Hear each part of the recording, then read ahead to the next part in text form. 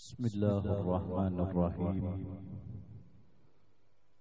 Assalamualaikum warahmatullahi wabarakatuh.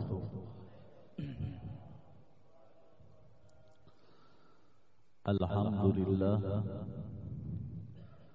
alhamdulillahilladzi ja'alana minal musliminal mu'minin.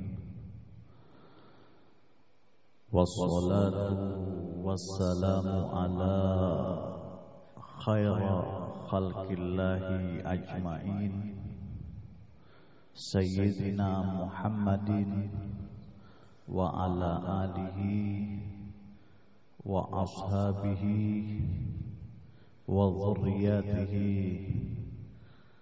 wa li jami'il muslimina wal mu'minin.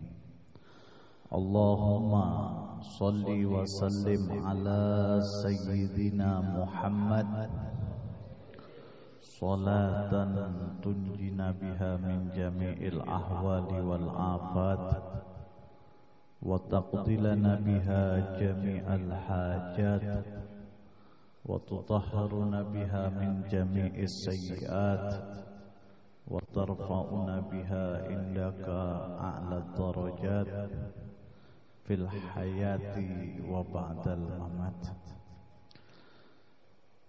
Pertama-tama yang ulun hormati dan ulun muliakan guru kita bersama Al-Ustadz Husin Qadri, mata'anallahu bituli hayatih. Mudah-mudahan Allah memberikan umur yang panjang kepada beliau. Mudah-mudahan Allah memberikan kesehatan kepada beliau. Mudah-mudahan segala ilmu yang telah beliau sampaikan kepada kita menjadi hujjah, menjadi penolong bagi beliau dan bagi kita yang hadir di tempat ini. Begitu pula para jamaah kaum muslimin dan kaum muslimat yang berhadir di tempat ini rahimakumullah. Tidak berpanjang lebar, kita sama-sama belajar, sama-sama duduk, sama-sama ingin mengambil manfaat daripada nasihat-nasihat yang mana sumber nasihat ini berasal dari ulama-ulama yang terdahulu. Para ulama mengambil ini nasihat dari orang-orang yang telah bertemu dengan junjungan Nabi, dan para sahabat pun atau orang yang bertemu junjungan Nabi mengambil ini nasihat langsung daripada sumbernya, yaitu junjungan Nabi kita Sayyiduna Muhammad sallallahu alaihi wa alihi wasallam, di mana tadi disampaikan oleh guru kita telah dibacakan manaqib Syekh Abdul Qadir Al-Jailani.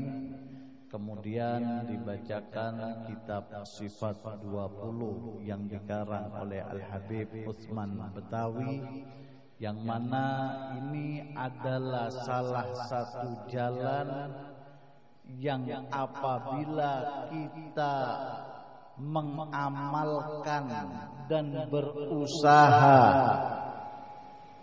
mengikuti apa yang disampaikan, maka kita akan mendapatkan satu karunia dari Allah, yang nama karunia tersebut adalah meninggal dalam keadaan husnul khotimah. Orang yang senang membaca manaqib-manaqib para aulia, Allah di dalam Al-Quran berfirman, A'udzu billahi minasyaitonir rajim. Bismillahirrahmanirrahim. wa kullan naqussu 'alaika min amba'ir rusul ma nuthabbitu bihi fuadak. Tujuan aku ceritakan kepadamu tentang perjalanan kisah-kisah Rasul sebelum engkau, wahai Rasulullah, wahai Muhammad.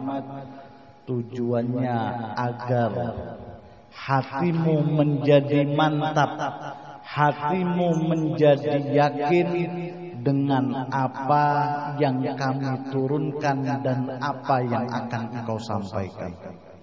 Kemantapan hati ini dapat menyelamatkan. Keyakinan bulat di dalam hati ini dapat menyelamatkan kita daripada bahaya kelak ketika kita telah tiada. Di dalam sebuah hadis Nabi kita ketika beliau memberikan sebuah pelajaran terhadap sahabat-sahabatnya, ada sebuah doa di mana bunyi doa tersebut, Allahumma ij'al khaira umri akhirah wa khaira amali khawatimah wa khaira yaumi yauma alqaka. Ya Allah, jadikanlah sebaik-baik umurku ini ada pada akhirnya, dan jadikanlah sebaik-baik amal bagiku ini ada pada penutupnya, dan jadikanlah sebaik-baik hariku adalah hari di mana pada saat tersebut aku menghadap kepada Engkau ya Arhamar Rahimin. Manaqib, majelis taklim, duduk bersama orang soleh, ini adalah salah satu jalan yang apabila kita ikuti jalan tersebut, maka kita akan diberikan penghabisan umur yang baik, penutupan amal yang baik, dan kita akan diberikan hari yang terbaik ketika kita akan menghadap kepada Allah Subhanahu wa taala. Umur yang baik, penutup umur yang akhir umur yang baik, penutup amal yang baik, dan hari terbaik ketika kita hendak kembali kepada Allah. Ini adalah salah satu karunia dari Allah yang para ulama menyebutnya dengan nama husnul khotimah. Para ulama menyebut karunia terbesar, cita-cita setiap orang yang beriman, mereka berharap agar meninggal dalam keadaan husnul khotimah. Husnul khotimah di dalam Kitabur Ruh. Ada satu kitab namanya Kitabur Ruh. Pengarangnya namanya Al-Imam Ibnul Qayyim Al-Jauziyah. Ini Imam Ibnul Qayyim, dia bermadhab Hambali. Memang di dalam fikih dia tidak sama dengan kita. Sebagian pendapat ada yang mengatakan pula bahwa akidahnya pun ada berbeda dengan kita. Cuman bukan itu yang menjadi pembahasan. Ilmu yang beliau sampaikan kepada kita tentang husnul khatimah ini adalah ilmu yang paling jelas dan paling mudah untuk disampaikan kepada masyarakat. Husnul khatimah itu makna atau artinya adalah meninggalnya seseorang yang amal perbuatannya ketika hidup, amal-amal tersebut akan sampai kepada orang yang meninggal tadi. Husnul khatimah itu adalah satu mati yang apabila orang yang meninggal tadi itu husnul khatimah, maka amal yang dilakukannya ketika hidup ini itu amal dapat menolong kepada orang tersebut. Amal orang-orang yang hidup yang dihadiahkan kepada orang yang meninggal tadi pun itu dapat sampai disebabkan dia memiliki pertolongan dari Allah yang nama pertolongannya itu husnul khotimah. Artinya intinya husnul khotimah itu adalah manfaatnya amal yang berasal dari dirinya atau yang berasal dari luar dirinya ketika dia sudah tidak mampu beramal lagi. Ini makna daripada husnul khotimah. Apa husnul khotimah itu? Husnul khotimah itu mati baik, bukan. Husnul khotimah itu adalah meninggalnya seseorang yang amal pian itu dapat menolong dengan pian. Dan amal anak-anak pian atau teman-teman pian jika dihadiahkan kepada pian, maka amal itu pun akan sampai kepada pian. Ini makna arti daripada husnul khotimah. Kita yang duduk di majelis taklim ini ketika kelak kita meninggal husnul khotimah, maka amalan mendengarkan manaqib, amalan membaca yasin, amalan mengerjakan sholat berjamaah, amalan melaksanakan puasa sunnah itu akan dapat sampai kepada kita dan menolong kita disebabkan husnul khotimahnya kita tersebut. Amalan anak-anak kita yang mendoakan, amalan saudara-saudara keluarga kita atau jamaah yang berkumpul ketika disebutkan nama orang yang meninggal daripada arwah-arwah orang yang muslim dan yang mukmin, maka bacaan tersebut akan sampai. Itu semuanya disebabkan husnul khotimah. Tapi kalau ada yang namanya husnul khotimah, ada juga yang namanya su'ul khotimah. Allahumma inni na'udzubika min su'il khotimah. Ya Allah, aku berlindung kepadamu jangan sampai kami, keluarga kami dan seluruh jamaah yang ada di tempat ini jangan sampai meninggal su'il khotimah atau su'ul khotimah.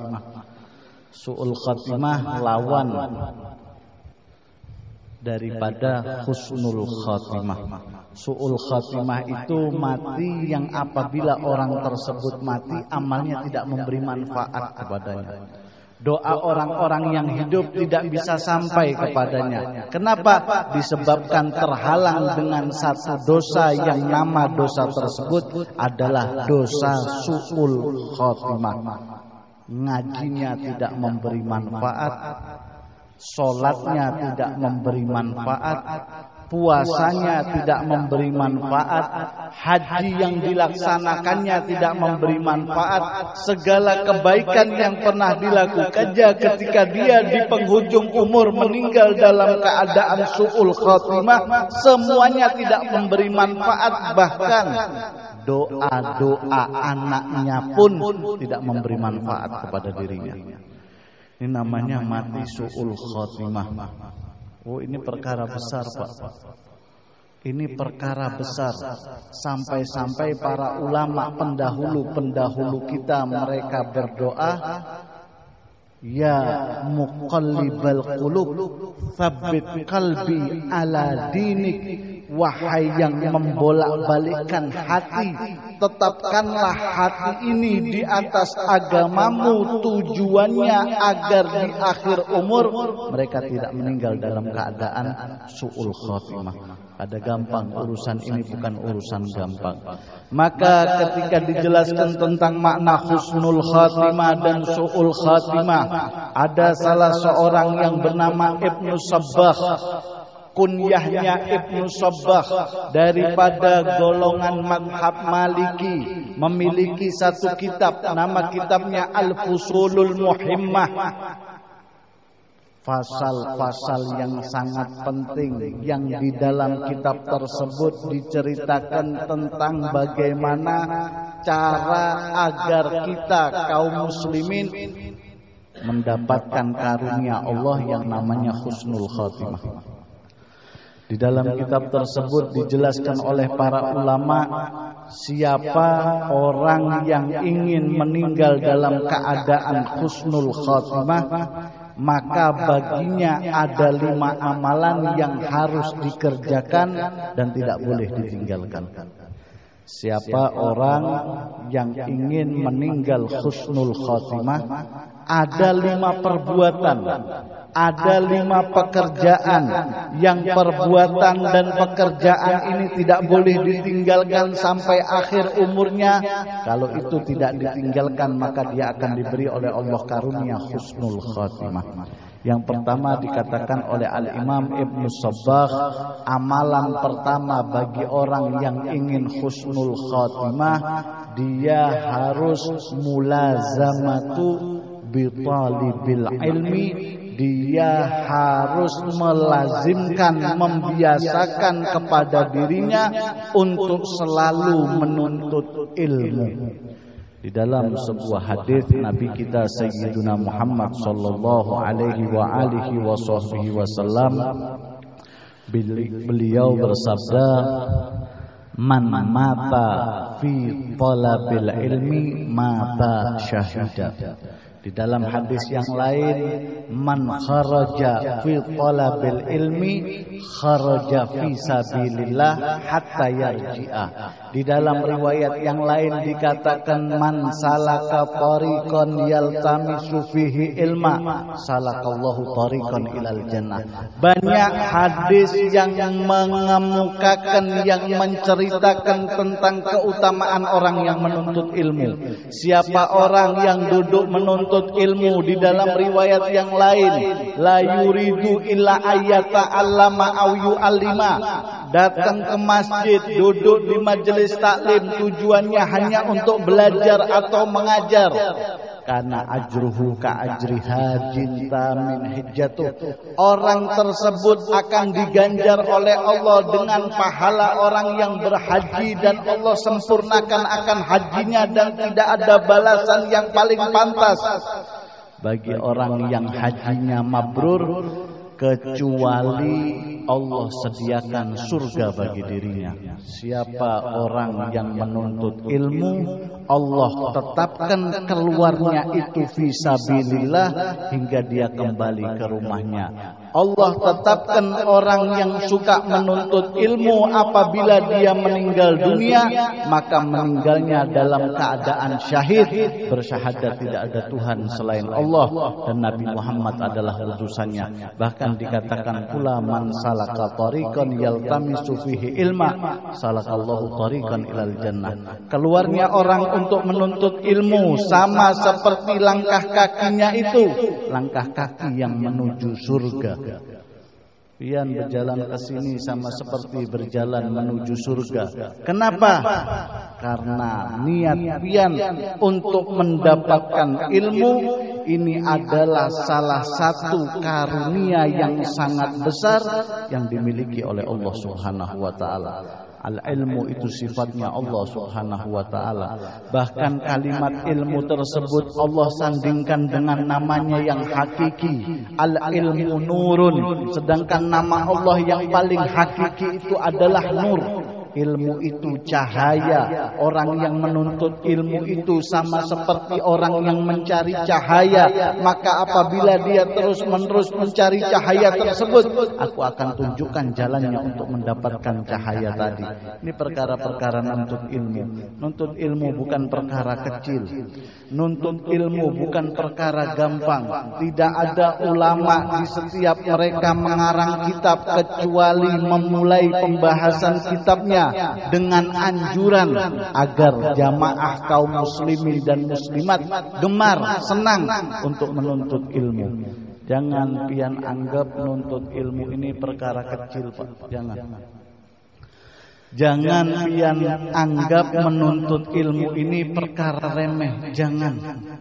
Berapa banyak orang yang meremehkan menuntut ilmu, apalagi ilmu tauhid, penjelasan sifat 20, tentang sifat-sifat nafsiyah, tentang sifat-sifat salbiyah, tentang sifat ma'ani, maknawi, wujud, kidam, baqa, atau sifat-sifat 7 yang lain. Ini pian kada gampangan. nanti dijelaskan lagi masalah fikihnya, nanti dijelaskan lagi masalah tasawufnya. Ini semua menjadi modal bagi kita agar kita di akhir umur mendapatkan satu karunia yang namanya karunia husnul khotimah. Orang yang meremehkan menuntut ilmu. Ada satu riwayat yang diceritakan di dalam kitab, nama kitabnya Syarhus Sudur fi Ahwalil Amwat wal Qubur, yang dikarang oleh Al-Imam Jalaluddin As-Suyuti. Di situ Imam Jalaluddin menceritakan tentang satu cerita yang ini cerita berasal daripada Ka'bul Akhbar. Cerita-cerita Israiliyat, namanya cerita Israiliyat. Apabila cerita ini mengandung manfaat atau faedah, boleh disampaikan kepada jamaah. Maka di dalam cerita tersebut diceritakan tentang seorang wanita yang datang kepada Nabi Allah Musa alaihi salam. Dia berkata, "Wahai Nabi Allah, aku memohon kepadamu agar engkau mau mengangkat kedua tanganmu, mendoakanku, memohonkan ampunan atas segala kesalahan yang pernah aku perbuat." Maka Nabi Musa berkata kepada wanita tersebut, "Dosa apa yang telah kau lakukan? Dosa apa yang telah engkau perbuat hingga engkau menjadikan diriku sebagai wasilahmu untuk mendapatkan ampunan dari Allah Subhanahu wa ta'ala?" Maka wanita itu berdiam dan berkata, "Wahai Nabi Allah, aku tidak mungkin menceritakan kisahku, menceritakan dosaku, karena sesungguhnya aku merasa bahwa dosa tersebut tidak akan dilakukan, tidak pernah dilakukan oleh orang-orang sebelumku, dan tidak akan dilakukan oleh orang-orang setelahku." Maka Nabi Musa mendesak, "Dosa apa yang kau lakukan hingga engkau begitu malu menceritakan dosa tersebut?" Maka wanita ini berkata, "Sesungguhnya aku memiliki suami yang ketika aku menikah dengannya, Allah berikan umur yang singkat kepada suamiku tersebut, dan ketika dia meninggal dunia, dia berikan kenangan kepadaku sebuah janin yang terkandung di dalam perutku. Saya ditinggal mati suami, tetapi ketika suami saya meninggal, saya dalam keadaan hamil. Tidak lama kemudian lahirlah putraku, maka putraku beranjak dewasa. Ketika dia telah dewasa, kudapati kemiripan yang ada pada wajah putraku dengan wajah suamiku. Anak mirip lawan abahnya, mirip dengan orang tuanya. Maka ketika aku melihat wajah suamiku ada pada wajah putraku, bergeloralah hasratku terhadap putraku tersebut. Naiklah keinginanku untuk berkumpul dengan putraku tersebut. Maka terjadilah perkara yang dilarang itu, dan dengan terjadinya itu perkara, hamillah diriku wahai Nabi Allah. Betianan, kata orang Banjar itu betianan, hamil hasil hubungan dengan anaknya sendiri. Setelah aku hamil dengan putraku, hingga datangnya saat aku melahirkan, setan datang kepadaku. Setan berkata, "Kalau bayi itu kau lahirkan, niscaya orang-orang akan bertanya kepadamu siapa ayahnya." Maka rasa takut meliputi hatiku. Bersegeralah aku menggugurkan janin tersebut. Maka ketika janin itu telah gugur, ternyata janin itu dalam keadaan hidup. Janin itu dalam keadaan hidup, tidak dalam keadaan mati. Ketika aku melihat janin tersebut bergerak, rasa takutku timbul kembali. Datanglah setan kedua kalinya untuk diriku. Dia berkata, "Janin itu hidup, tidak mati. Kalau kau biarkan dia akan menjadi besar, maka segeralah bunuh janin tersebut." Maka aku pun membunuh putraku hasil dari berhubungan dengan putraku sendiri. Maka ketika janin tadi telah meninggal dunia, kini aku menjadi bingung. Apa yang hendak aku perbuat terhadap janin tadi? Ketiga kalinya setan datang kepadaku, "Apabila ini janin kau bawa keluar dan kau kubur, orang akan bertanya apa yang kau perbuat. Maka akan terbongkarlah perbuatan burukmu. maka aku saran, kata setan, lebih baik janin itu kau kubur di satu tempat yang tidak ada orang yang mengetahuinya kecuali hanya dirimu. Maka aku bertanya kepada setan, di manakah ada tempat yang tidak diketahui oleh setiap manusia kecuali diriku? Maka setan berkata, apabila dia berasal dari perutmu, kembalikan dia ke dalam perutmu. Maka aku pun diperintah untuk memanaskan air dengan panas yang begitu tinggi. Aku masukkan janin yang telah meninggal tadi ke dalam air tersebut. Kubiarkan itu janin menjadi hancur karena panasnya air. Setelah itu kudinginkan, kuhirup sedikit demi sedikit hingga air tadi menjadi habis. Inilah perbuatan dosaku, wahai Nabi Allah. Apakah ada jalan bagiku untuk mendapatkan ampunan dari Allah Subhanahu wa ta'ala? Mendengar perkara tersebut, maka Nabiullah Musa berkata, wailaki, sungguh celaka engkau wahai perempuan. Sesungguhnya keberadaanmu di tengah Bani Israel mendatangkan kemurkaan Allah. Tidak selayaknya engkau tinggal bersama kami. Menjauhlah engkau dari tempat ini. Maka hancurlah hati wanita tersebut. Pergilah wanita tadi dalam keadaan hati yang tertolak, hati yang tidak diterima. Tidak lama kemudian turunlah Jibril kepada Musa dan berkata, wahai Musa, sesungguhnya Allah telah memberikan ampunan kepada perempuan tersebut disebabkan benarnya niat dan ingin bertobat, maka Allah berikan taubat kepada wanita tadi. Akan tetapi tahukah engkau? Akan tetapi Musa berkata, wahai Jibril, bukankah dia telah mengerjakan dosa yang begitu besar, dosa yang tidak pernah dibayangkan oleh siapapun? Maka dikatakan oleh Jibril, itu bukan dosa yang besar, itu dosa biasa di sisi Allah. Akan tetapi tahukah engkau ada satu dosa yang sangat besar, sampai-sampai diriwayatkan Allah tidak mengampuni, tidak memaafkan akan dosa ini. Maka Jibril berkata, dosa apa? Maka Musa berkata kepada Jibril, dosa apa itu wahai Jibril? Dosa ketika umat Muhammad diberi kesempatan untuk menuntut ilmu, yang dengan ilmunya dia bisa mengajarkan kepada anak dan istrinya, tetapi dia sia-siakan kesempatan tersebut. Penyanyiaannya terhadap kesempatan tadi menjadi sebuah dosa yang Allah murka dan tidak Allah berikan ampunan kepadanya. Ada gampangan dia. Si itu bezinah, si itu maling, si itu membunuh.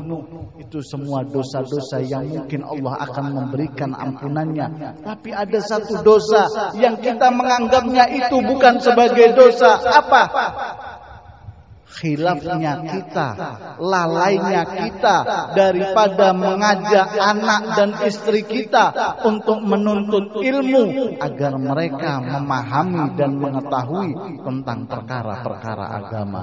Wa kullu man bi ghairi ilmin ya'malu amaluhum mardudatun la tuqbalu. Segala amal yang dilakukan tanpa ada dasar ilmu, maka amal itu akan ditolak dan menjadi perkara yang sia-sia di sisi Allah Subhanahu wa ta'ala. Berapa banyak di antara kita yang meremehkan ilmu?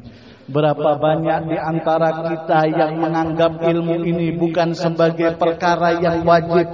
Berapa banyak di antara kita yang menganggap kadang-kadang menuntut ilmu ini sebagai beban bagi diri kita, padahal Nabi telah jelas mengatakan thalabul ilmi faridatun ala kulli muslimin wa muslimat. Menuntut ilmu ini perkara yang wajib, perkara yang wajib bagi kaum muslim yang laki-laki dan kaum muslim yang perempuan.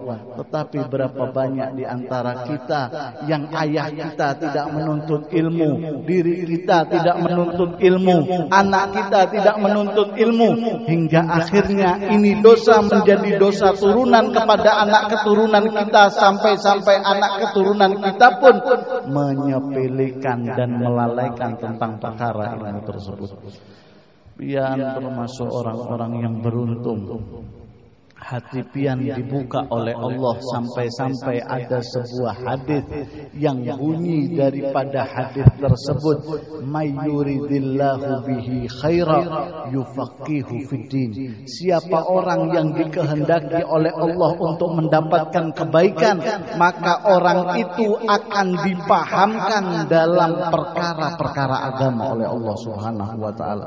Dipahamkannya, dia tahu masalah salatnya, dia tahu tentang hukum puasanya, dia tahu bagaimana cara menggauli istrinya, dia tahu bagaimana berumah tangga dengan pasangannya. Semuanya terikat dengan perkara-perkara ilmu. Akan tetapi kalau perkara ilmu ini dianggap remeh, ilmu ini Pak bukan cuma sholat, bukan cuma puasa, bukan hanya terikat pada masalah ubudiyah, tetapi ilmu ini terikat pula dia di dalam masalah kasbiyah, al-buyu', baik jual beli, perdagangan, sewa menyewa, tanam menanam.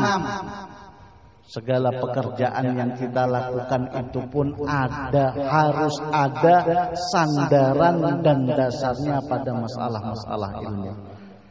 Kayak apa? Guru ulun betakun, ulun perlu modal, ulun harus minjam uang, datang kepada keluarga tidak minjami, datang kepada teman-teman tidak membantu, akhirnya datang orang menawari untuk meminjam uang di bank. Bagaimana ini guru hukumnya? Ulun betakun lawan pian, karena ini masalah pemakan, karena ini masalah apa yang akan dimakan oleh diriku, istriku dan anakku. Aku bertanya kepadamu, apakah hasilnya ini baik atau tidak? Kita tidak pernah berpikir masalah itu. Kita tidak pernah berpikir masalah itu. Dipikir hukum-hukum ini hanya masalah wudu, hanya masalah sholat, hanya masalah-masalah ubudiyah saja. Rumah tangga itu ada ilmunya, Pak.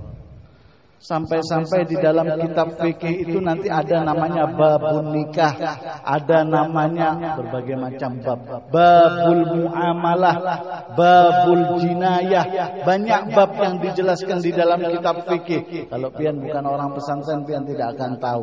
Pian yang punya anak, pesantrenkan anaknya. Tidak ada ilmu yang lebih menyelamatkan di setiap zaman, bukan hanya di akhir zaman, di setiap zaman, kecuali ilmu pendidikan agama yang akan menyelamatkan dirinya, orang tuanya, saudaranya, sampai kepada anak keturunannya.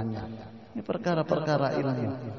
Kalau pian anggap remeh, kalau pian anggap gampang perkara ilmu yang dijelaskan ini, tetapi mahirani, yang penting ulun hadir dapat barokahnya, yang penting ulun duduk teguringnya, ini ada mendengarkan. Ada bapak, yang penting ulun hadir aja, ada aja manfaatnya. Sebagian orang seperti itu, sebagian orang mendengar faedah majelis taklim seperti itu. Cuman kalau bisa dirubah, kalau bisa menuntut ilmu ini dipahami, dekat dengan ulamanya, bertanya dengan benar terhadap ulamanya, sampai nanti terjalin hubungan antara ulama tersebut dengan murid-muridnya. Kalau sudah seperti ini, itu sudah satu langkah kaki pian yang kanan masuk ke dalam surganya Allah Subhanahu wa taala. Tapi kalau pian anggap remeh, kada mau tahu urusan ini, apa pian kerjanya? Ulun di sini apa? Orang daerah Barito Kuala ini apa usahanya? Berhuma, bertani. Bagaimana hukum bertaninya, bagaimana hukum ladangnya, bagaimana tata cara mengeluarkan zakatnya. Ini air datangnya dari langit, atau ini air karena memang ada pengairan, karena di daerah ini airnya melimpah. Berapa yang harus dikeluarkan daripada zakat, usyur, khumus, atau 1/5-nya. Ini ada pembahasannya nanti di dalam kitab fikih. Berapa zakat pian amun betanam bani, berapa zakat pian amun pian betanam sawit. Ini harus pian tanyakan. Kalau pian tidak tanyakan perkara seperti ini adalah jalan pian untuk mendapatkan uang. Uang yang pian dapatkan kalau pian tidak tahu dari mana asal mula uang tersebut, apakah ini uang memang berdasarkan ilmu yang benar atau tidak. Yang penting dapat duitnya, yang penting dapat aja sudah bipai ada urusan ulun, yang penting amun payu-payu ada duitnya sudah kusimpanakan gasan kuitan sekian, ku beriakan lawan sekolah sekian, kaina amun ada majelis ku sumbang sekian, sisanya gasan urusan ulun. Dia tidak mau tahu bagaimana hukum uang tersebut. Ada betakun bujur-bujur, padahal ini uang adalah uang yang akan diberikan kepada istrinya, dan istrinya akan membeli beras, dan berasnya itu akan dimasak. Beras yang dimasak yang dimakan oleh suaminya disebabkan dia tidak belajar tentang ilmu muamalah dengan benar, bisa menjadi beras itu tidak memiliki keberkahan di dalamnya. Duit nang pian julung gasan anak-anak pian berangkat sekolah, beli pentol, beli es, beli jajan. Duit itu menjadi uang yang tidak ada keberkahan di dalamnya. Dimakan oleh anaknya, dimakan oleh istrinya. Akhirnya segala sesuatu yang masuk ketika tidak ada keberkahan di dalamnya, apa dikatakan oleh Rasulullah? Sa'af abba asad jawarihu, mau tidak mau duit yang kadada berberkah ini dapat menarik orang tersebut untuk melakukan dosa-dosa dan kemaksiatan. Pian lihat di anak kita. Pian lihat saja anak kita. Ajak dia untuk membaca Quran, beratnya luar biasa. Tetapi hakun. Ajak mereka untuk ke masjid, tetapi mau. Ajak mereka duduk di tempat kebaikan, sulit untuk hadir. Bahkan diri kita pun seperti itu. Apa penyebabnya? Padahal ulun kada ada, ulun kada ada ini, ulun baik-baik aja, ulun sembahyang 5 waktu, ulun mengaji aja. Tapi kenapalah ulun ini kada, tapi ini biblah hati ini kadang-kadang hadir ke majelis, kadang-kadang ke masjid ini rasa malas, rasa ini, rasa itu. Itu disebabkan perkara duit yang masuk ini kada ada berkahnya.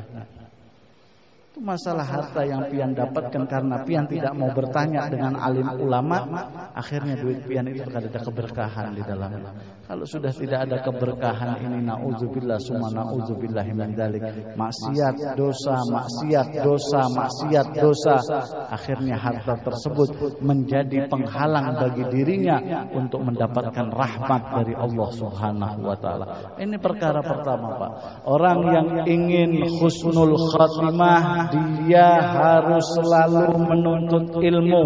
Dia harus senang dengan majelis taklim.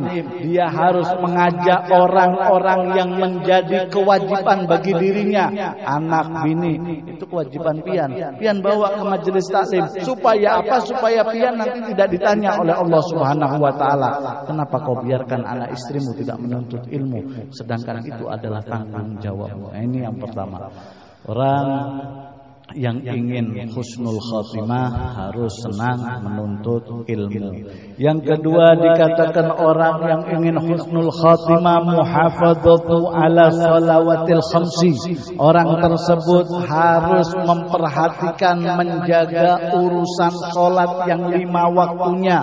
Man hafadha ala haula'i shalawat asya khaira wa mata khaira. Siapa orang yang memelihara menjaga urusan sholat yang 5 waktu, Allah akan berikan kehidupan yang baik dan kematian yang baik, disebabkan menjaganya dia dengan perkara sholat yang 5 waktu. Tidak ada satu perintah yang Allah berikan kepada junjungan Nabi kita yang lebih berat daripada perkara sholat. Kalau perkara yang lain Allah sampaikan melalui Jibril. Tetapi kalau perkara sholat, Allah langsung memanggil Nabi kita untuk menyampaikan tentang perkara tersebut. Sampai-sampai ada hadis bunyinya, as-sholatu mi'rajul mu'minin. Sholat ini mi'rajnya seorang hamba menuju kepada Allah Subhanahu wa taala. Artinya ini lain masalah kecil. Ini masalah besar sholat ini. Tapi berapa banyak di antara kita yang begitu mudah meninggalkan sholat yang 5 waktu. Anaknya kada tapi penyembahyang, mamanya kada tapi mamanya penyembahyang, abahnya yang kada tapi penyembahyang. Ibunya biasanya rajin dengan sholat, tapi biasanya bapak-bapaknya tidak, sulit untuk melaksanakan sholat. Bahkan ada yang mereka di masa lalunya karena tertipu dengan perkara-perkara dunia, mereka pernah meninggalkan sholat. Ulun guru ulun hendak betakun lawan pian, ulun ada bahari kada sembahyang, ulun hendak bertaubat, kayak apa jalannya? Berapa lawas ikam kada sembahyang? 4, 5, ya 16 tahun lah kada sembahyang. Kada baparakan 16 tahun pian sembahyang ini. Jaga 3-4 hari Pak, 3-4 hari itu 20 waktu saja pian menebusnya. Amun sudah mulai umur balik 15, keramian berkekawanan, ada terasa pian, ada terasa. Tidak terasa pian. Tahu-tahu 21 hanyar sadar, hanyar 4 sembahyang, terus dia tidak memperbaiki. Ada bertakun, tidak mau tanya dia. Dia tidak mau tanya dengan alim ulama, tidak mau duduk, tidak mau menghadap. Dianggapnya tuan guru Habib ini cukup untuk baca doa selamat, gasan tasnya saja, gasan menghanyari rumah. Dipikirnya seperti itu. Pak, Allah taruh ulama di setiap penjuru ini tujuannya agar umat ini mau datang kepada para ulama, bertanya tentang perkara-perkara penting yang melanda dirinya, agar disampaikan kepada alim ulama tersebut supaya ada jalan keluarnya. Tapi kalau kita tetapi mau yang seperti itu, kita tertutup untuk dekat dengan ulama ini, tertutup. Siapa yang duduk dengan para ulama di dunia, maka dia akan duduk denganku, kata Rasulullah di yaumil akhir. Pian duduk dengan Guru Husin, datang ke rumah Guru Husin, bertanya kepada Guru Husin, itu hakikatnya pian datang, duduk dan bertanya kepada junjungan Nabi kita Sayyidina Muhammad sallallahu alaihi wasallam. Kenapa? Karena mereka ini adalah warasatul anbiya, pewaris bagi para nabi. Kembali kepada masalah sholat, sembahyang. Pian Habib kasih tahu, anak-anak yang masih kecil ini kalau disuruh sembahyang dengan lisan tidak akan bisa. Kenapa? Karena alamnya berbeda dengan alam kita yang sudah dewasa. Anak-anak yang seperti ini, cara mengajarkan agar dia mau sholat adalah orang tuanya disuruh melaksanakan sholat agar anak ini melihat perbuatan daripada orang tuanya tersebut. Lisanul hal anjah afsah aqwa min lisanil maqal.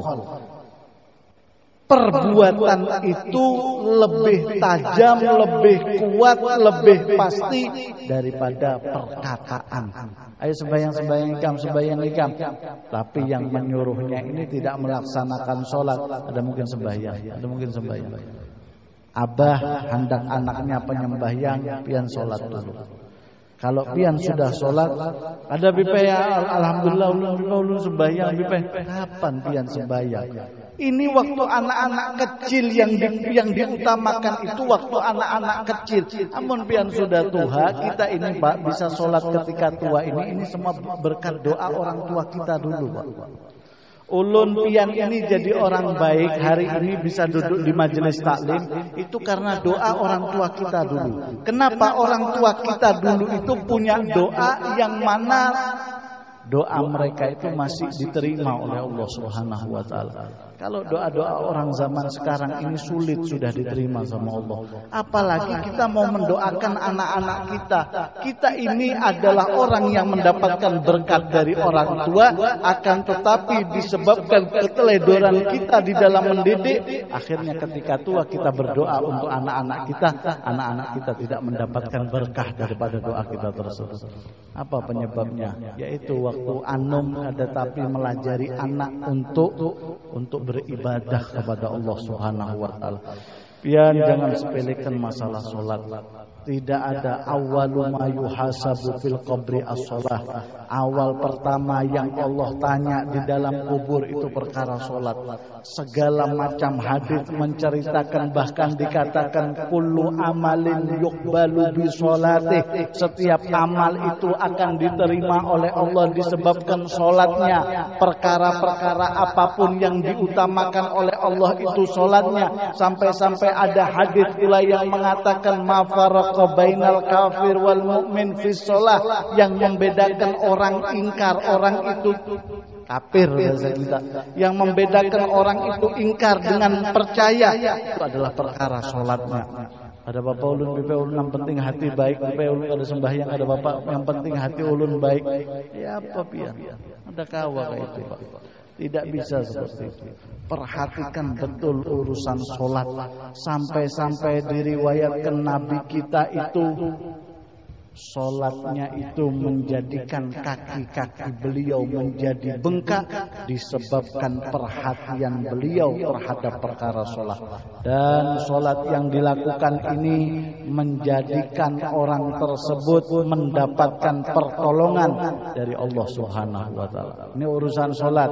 Perhatikan, jangan dianggap remeh. Yang dulunya pian banyak meninggalkan sholat, pian datang kepada ulama-ulamanya, biar ulama nanti yang memberi jalan kepada pian bagaimana caranya kafarah, penebusan atas sholat-sholat yang pernah pian tinggalkan tadi. Amun kada usah ditabusi Bang Beb, kada usah digawi lagi. Tunggu nanti akan datang pertanyaan itu kepada kita. Kenapa ketika umurmu sekian sampai sekian kau remehkan, kau tinggalkan, tidak kau tebus sholat-sholat tersebut. Nah itu nanti menjadi perkara bagi kita. Itu nanti menjadi perkara. Ya mudah-mudahan kita diberikan keselamatan. Yang kedua, yang menjadikan orang mendapatkan husnul khatimah, muhafadzatu an shalawatil khamsi, memelihara perkara salat yang 5 waktunya. Yang ketiga, orang yang ingin husnul khatimah, dia harus khawatiru fi qalbihi bisu'il khatimah. Dia harus selalu menanamkan rasa khawatir di dalam hatinya, perasaan bahwa dia akan meninggal dalam keadaan su'ul khatimah. Harus ada kekhawatiran. Sampai-sampai salah seorang sahabat yang bernama Abu Dzar Al-Ghifari, beliau berkata, ma'ahadun amina ayyuslaba imanahu fil maut illa sulibalahu. Tidaklah salah seorang di antara kalian itu merasa aman, tidak tercabutnya imannya ketika meninggal dunia, maka orang yang merasa aman tersebut akan Allah cabut imannya ketika sakaratul maut. Ada kata ulun insyaallah baik aja.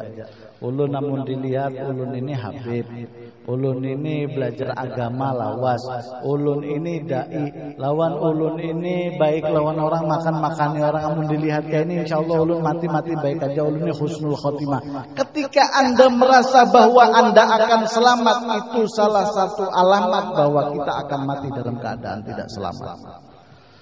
Ketika kita merasa bahwa kita ini kelak akan meninggal dalam keadaan selamat, itu salah satu alamat, salah satu tanda bahwa kita akan mati dalam keadaan tidak selamat. Jangan kada selamat, kada pipai ulun insyaallah baik aja pipai, insyaallah baik aja. Percaya aja ulun yakin aja. Yakin di mana pian enggak tahu masalah mati nih, Pak. Ulun pernah baca beberapa kitab yang berhubungan tentang kematian. Di dalam Ihya ada juga menjelaskan tentang kematian, nama babnya bab zikrul maut. Akan tetapi ulun lebih banyak membaca kitab yang dikarang oleh Al-Imamul Qurtubi, judul kitabnya At-Tadhkirah.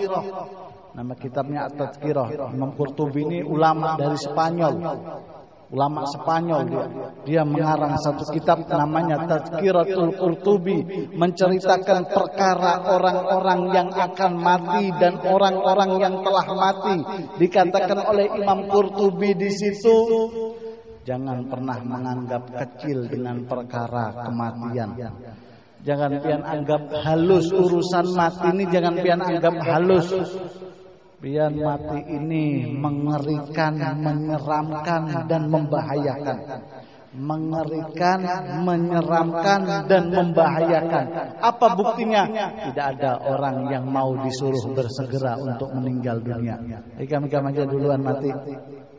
Jangan pipai kau panjang umur aja. Artinya mengerikan. Sampai-sampai salah seorang sahabat Rasulullah, namanya paman beliau, namanya Abbas bin Abdul Muthalib, secuur tua tapi umur sepantaran. Dikatakan selisih antara Sayyidina Abbas dengan junjungan Nabi kita itu 2 tahun lebih tua Nabi kita. Dikatakan antara Sayyidina Abbas dengan Nabi kita 2 tahun lebih tua Nabi kita. Sayyidina Abbas ini satu saat dia duduk dengan Nabi. Dia mendengarkan cerita Nabi tentang perkara-perkara kematian. Maka ketika dia mendengar perkara tersebut, dia menarik selendang yang menutupi tubuhnya ini. Dia tarik itu selendang karena rasa ketakutan. Ketika ditanya oleh orang-orang, mengapa engkau pulang dalam keadaan gemetar wahai Abbas? Maka Sayyidina Abbas berkata, sesungguhnya aku telah mendengar satu cerita yang apabila cerita itu diceritakan kepada bumi, niscaya bumi tidak akan mampu untuk menanggungnya, kata Sayyidina Abbas. Maka dikatakan oleh sahabat-sahabat yang lain, apa yang kau dengar dari Rasulullah sallallahu alaihi wasallam?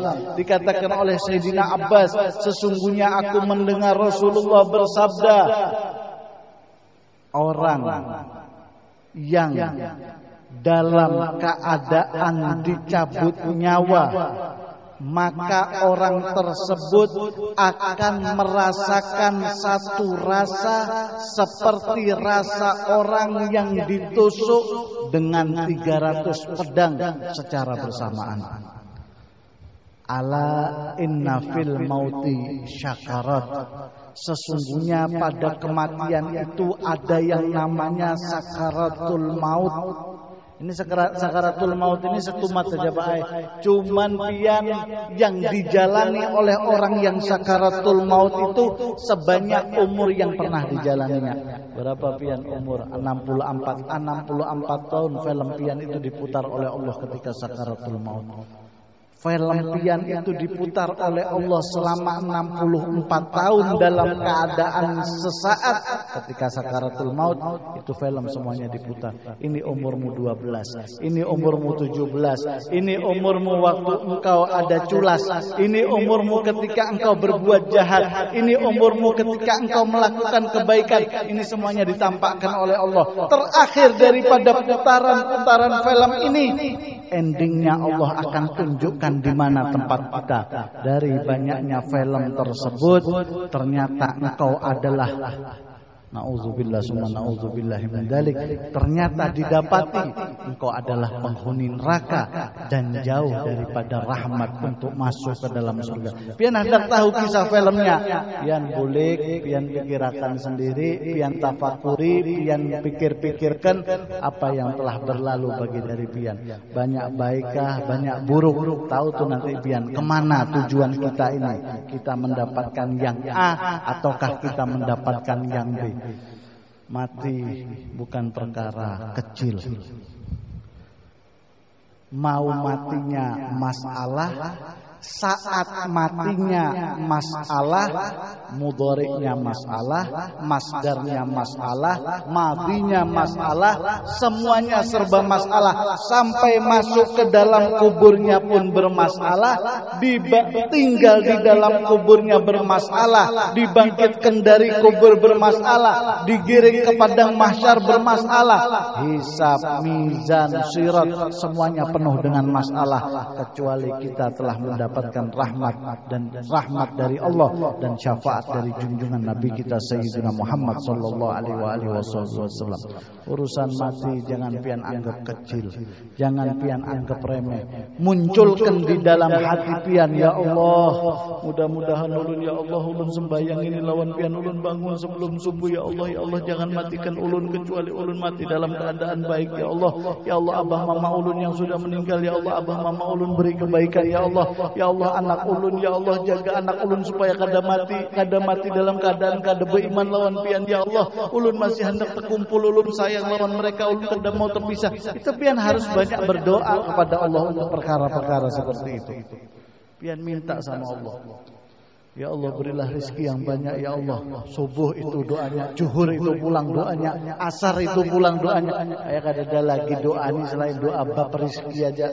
Doanya bab rezeki semua kadang-kadang kita ini. Allahumma rzuqna rizqan halalan katsiran thayyiban mubarakan jam'an. Pokoknya nang paling banyak amun kawa, ya Allah seduniaan jangan pian bari duit, ulun aja nang pian bari duit.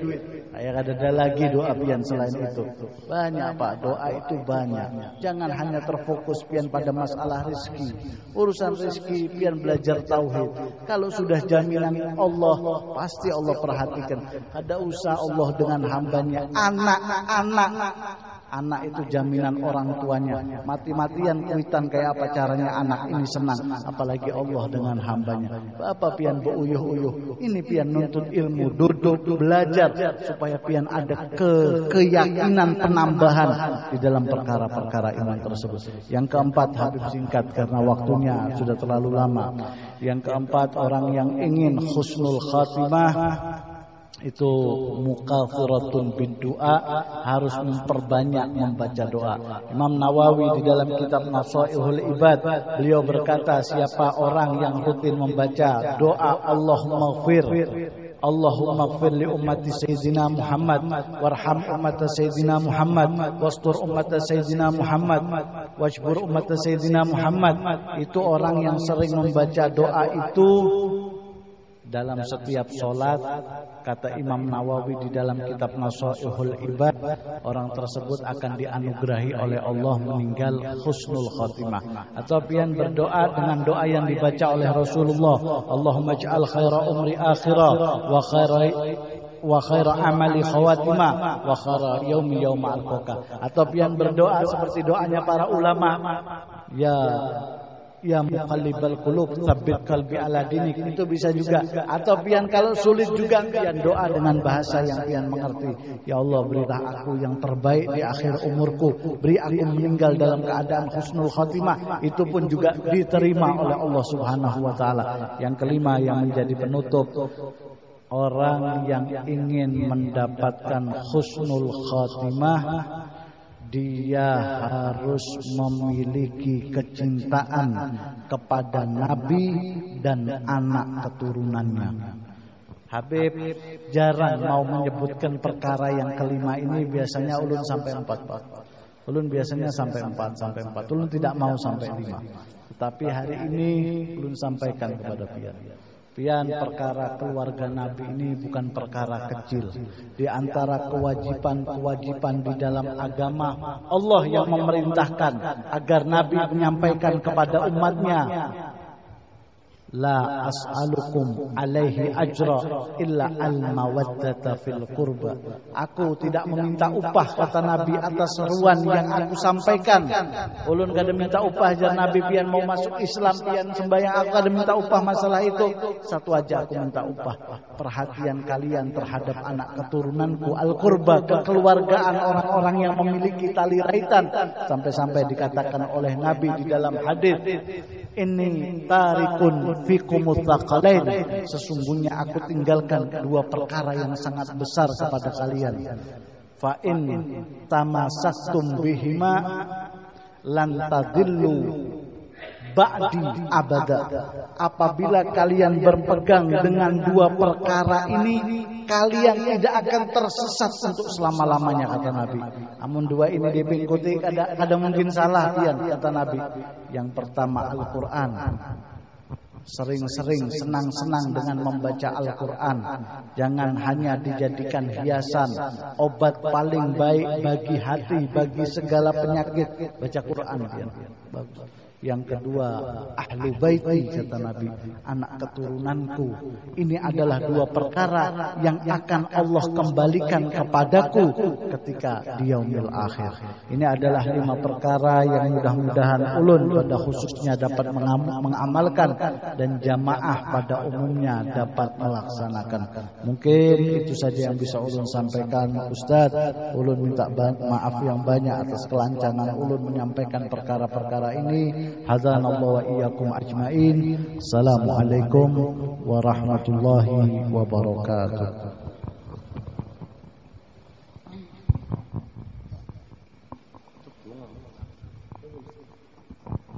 Hadirin rahimakumullah, sebelum kita menutup acara ini, mari